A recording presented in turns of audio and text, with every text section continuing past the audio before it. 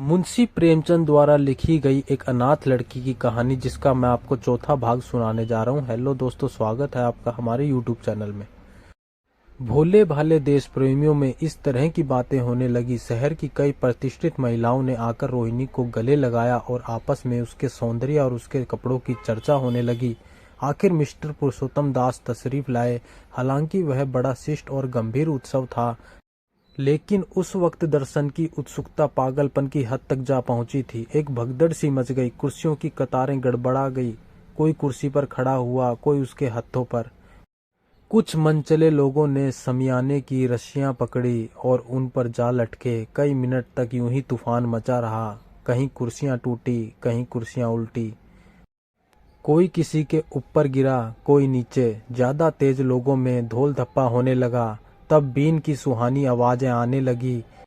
रोहिणी ने अपनी मंडली के साथ देश प्रेम में डूबा हुआ गीत शुरू किया। सारे उपस्थित लोग बिल्कुल शांत थे और उस समय वह सुरीला राग, उसकी कोमलता और स्वच्छता, उसकी प्रभावशालीता, मधुरता, उसकी उत्साह भरी वाणी दिलों पर वह नशा सा पैदा कर रही थी जिससे प्रेम की लहरें उठती हैं, जो दिल से बुराइयों को मिटाता है और उससे जिंदगी की हमेशा यादें रहने वाली यादगारें पैदा हो जाती हैं।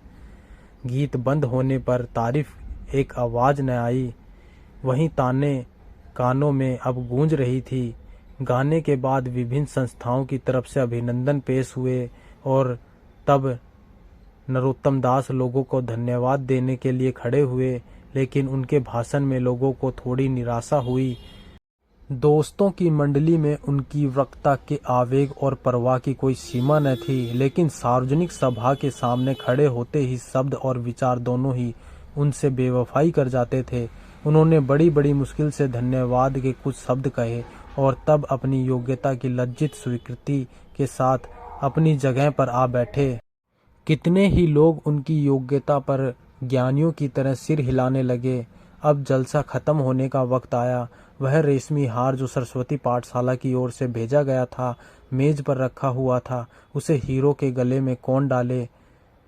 प्रेसिडेंट ने महिलाओं की पंक्ति की ओर नजर दौड़ाई। चुनने वाली आंख रोहिणी पर पड़ी और ठहर गई। उसकी छाती धड़कने लगी, लेकिन उत्सव की सभापति के आदेश का पालन आवश्यक था। वह सर झुकाए हुए मेज के पास आई और कांपते हाथों से हार को उठा लिया। एक क्षण के लिए दोनों की आंखें मिली और रोहिणी ने नरोत्तम दास के गले में हार डाल दिया। दूसरे दिन सरस्वती पाठशाला के मेहमान विदा हुए, लेकिन कौशल्या देवी ने रोहिणी को न जाने दिया। बोली, अभी तुम्हें देखने से जी नहीं भरा। तुम्हें यहाँ एक हफ्ता रहना होगा। आखिर मैं भी तो तुम्हारी माँ हूँ। एक माँ से इतना प्यार और दूसरी माँ से इतना लगाव। रोहिणी कुछ जवाब न दे सकी।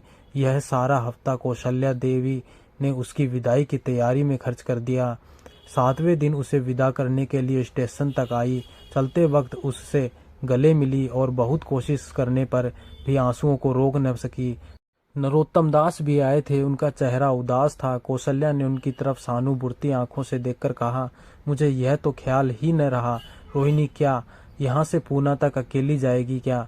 हर्ज है, तुम ही चले जाओ। शाम की गाड़ी से लौट आना। नरोत्तम दास के चेहरे पर खुशी की लहर दौड़ गई, जो इन शब्दों में न छिप सकी। अच्छा, मैं ही चला जाऊंगा। वह इस फिक्र में थे कि देखे विदाई की बातचीत का मौका भी मिलता है या नहीं। अब वह खूब जी भरकर अपना दुख दर्द सुनाएंगे और मुमकिन हुआ तो इस लाज संकोच को, उदासता को पर्दे में छुपी हुई है, मिटा देंगे। रुक्मणी को अब रोहिणी की शादी की फिक्र पैदा हुई। पड़ोस की औरतों में इसकी चर्चा होने लगी थी। लड़की इतनी सियानी हो गई है, अब क्या बुढ़ापे में ब्याह होगा? कई जगह से बात आई। उनमें कुछ बड़े प्रतिष्ठान घराने थे, लेकिन जब रुक्मणी उन पैमानों को सेठ जी के पास भेजती तो वह यही जवाब देते कि मैं खुद फिक्र में हूँ। रुक्मणी को उनकी यह टाल मटोल बुरी मालूम होती थी। रोहिणी को बम्बई से लौटे महीना भर हो चुका था। एक दिन वह पाठशाला में लौटी तो उससे अम्मा की चारपाई पर एक खत पड़ा मिला। रोहिणी पढ़ने लगी।